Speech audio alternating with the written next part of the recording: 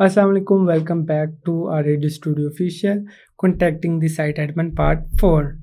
तो इसके अंदर हम क्या करेंगे, इसके अंदर हम देखेंगे कि हम इफ़ेक्टिवली एडमिन को कैसे मेल कर सकते हैं। इसमें से कुछ जो टॉपिक्स हैं हम पहले भी बात कर चुके हैं कि कीप इट सिंपल, लेकिन मैं दोबारा से बताना चाहूँगा कि हम किस तरीके से सिंपल रखना चाहेंगे।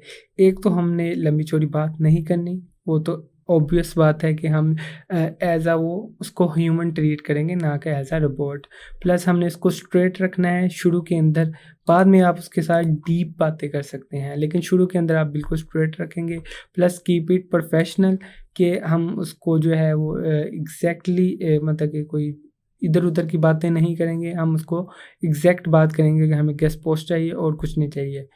इसके बाद keep it simple, keep it small, कि हम जो है वो अपनी कन्वर्सेशन को जितना छोटा रख सकें उतना अच्छा है। क्योंकि जब आप किसी एडमिन से बात कर रहे होते हैं ना, तो कई बार ऐसे होता है कि हमें जो है ना प्राइसिंग के अंदर बहुत ज़्यादा मसला आता है। हम जो है ना उसको नेगोशिएशन बहुत करनी पड़ती है। कई बार हमारी जो मैसेजिंग है ना वो 36 मैसेज तक चले जाते हैं, क्योंकि जहाँ तक मुझे याद है, कई बार ऐसे होता है कि हमारी जो मैसेजिंग है वो सिर्फ़ 3 मैसेज तक जाते हैं। हमने मैसेज किया, रिप्लाई आया, हमने एक्सेप्ट कर ली। क्योंकि जो एडमिन्स हैं वो कई बार बहुत अच्छी ऑफ़र दे देते हैं, कई बार जो है वो बहुत ही ऑड किस्म के एडमिन्स होते हैं, वो बहुत ज़्यादा प्राइस लगाते हैं, बाद में जो है वो आहिस्ता-आहिस्ता जो है ना वो इन शॉर्ट हम उर्दू में कहते हैं वेलें कराना, 10-10 की वेलें कराना, कोई $10 कम कर दे, हम थोड़े से $10 बढ़ा देते हैं, तो इस तरह एक दरमियान वाले हिस्से तक जाते हैं। इसके अलावा हमने जो है वो कन्वर्सेशन जो करनी है वो कन्वेंशनल इंग्लिश के अंदर करनी है। आम तौर पे अगर हम देखा जाए तो जितना भी ये गेस्ट पोस्टिंग का काम है, पहले भी बता चुका हूँ कि इंडियंस ज़्यादा करते हैं। उनकी 90% वेबसाइट्स उनकी हैं, इंडियंस की हैं। यूएस के अंदर साइट्स बहुत कम हैं। यूएस के अंदर जो साइट्स चल रही हैं वो भी इंडियंस के हैं। तो आम तौर पे ये वाला मसला हमें बहुत ज़्यादा आता है।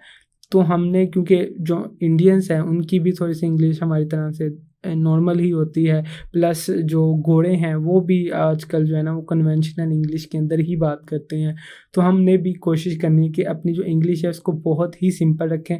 ऐसा ना हो कि हम जो है वो नेटिव इंग्लिश बोल रहे हों और अगले बंदे को समझ ही ना आ रही, यार ये क्या बोल रहा है। तो हमने कन्वेंशनल इंग्लिश यूज़ करनी है। प्लस इसके बाद हमने जो है ना अपने रिप्लाई को 2 टाइप्स के अंदर देना है। एक तो है अर्जेंट और एक है सिंपल। अर्जेंट और सिंपल में क्या है कि आम तौर पे हम जो रिप्लाई जो कि हमारा क्लाइंट होता है उसे हम अर्जेंट के तौर पे देते हैं। फॉर एग्ज़ाम्पल, जिनसे हमें पैसे आने हैं हम उनको फ़ौरन रिप्लाई देते हैं, जिन्हें हमने पैसे देने हैं हम उनको थोड़ा-सा सिंपल तरीके से या हम थोड़ा-सा लेट होके भी रिप्लाई दे सकते हैं। तो हम जब ये एडमिन्स को कॉन्टैक्ट करेंगे तो उनको हम कोई घंटे बाद भी मैसेज दे देंगे तो इन्हें कोई इश्यू नहीं है। अगर हम इसको 15 मिनट बाद दे देंगे तो हम ईज़ी है, मतलब कि हमें कोई इश्यू नहीं है। लेकिन जब क्लाइंट का रिप्लाई आएगा तो हम कोशिश करेंगे within 5 minute, within 2 minute, within minute हम जो है ना उसको रिप्लाई कर दें फ़ौरन, ताकि हमारा जो है ना वो एक रिस्पॉन्सिवनेस बहुत अच्छी रहे। तो ये डिफ़रेंस है कि हम एडमिन को थोड़ा-सा लेट भी दे सकते हैं और जो क्लाइंट है उसको हम प्रॉपर तरीके से देते हैं।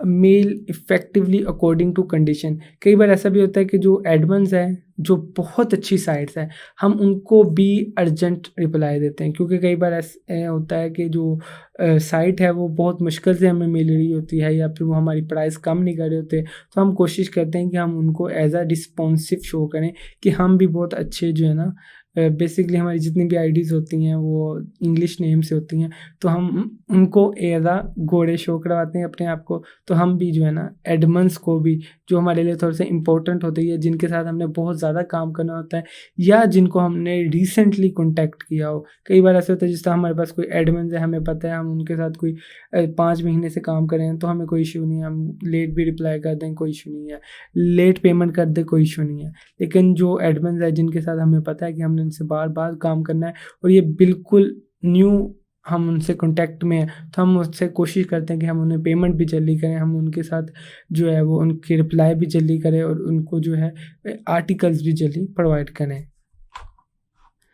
इसके बाद डेमो कंटेंट के अंदर पहले भी मैं आपको दिखा चुका हूँ एक, आम तौर पे जो है हम subject I need a guest post on your site, नहीं तो हम यहाँ पे ईमेल अपनी रख लेते हैं, मतलब कि ईमेल नहीं, वेबसाइट का यूआरएल यहाँ पे रख लेते हैं। नहीं तो कुछ ऐसी चीज़ें लिखते हैं जो फॉर एग्जांपल हम थोड़ी देर के लिए, जिस तरह ये वाला जो पैटर्न है ये मैंने कुछ 10 मेल्स के अंदर यूज़ कर लिया, उसके बाद मैं थोड़ा सा चेंज कर लूँगा। तो आपने इस तरीके से करना है। प्लस ये एक अच्छी चीज़ होती है कि आप जो है ना ये मैसेज के अंदर अपना ईमेल ज़रूर रखें। उसमें एक मसला ये आ जाता है कि जब हम फॉर्म फिल करते हैं वेबसाइट पे जाके, तो वहाँ पे अक्सर जो है ना हम साइट का नाम नहीं रखते, तो साइट का रिप्लाई आता है लेकिन हमें ये नहीं पता चल रहा था, क्योंकि हमने काफ़ी ज़्यादा साइट्स के फॉर्म फिल किए होते हैं, हमें ये नहीं पता चलता कि ये किस साइट का है। तो हम कोशिश करते हैं कि अपने मैसेज के अंदर भी वेबसाइट का नाम रखें, नहीं तो इसके सब्जेक्ट के अंदर वेबसाइट का नाम ज़रूर रखें, ताकि जब हमें रिप्लाई आए तो हमें ये ज़रूर पता चल जाए कि ये किस वेबसाइट का जो है ना वो रिप्लाई है। थैंक्स फॉर वॉचिंग, सब्सक्राइब ज़रूर कीजिएगा चैनल को। इंशाल्लाह मिलते हैं नेक्स्ट वीडियो के अंदर। अल्लाह हाफिज़।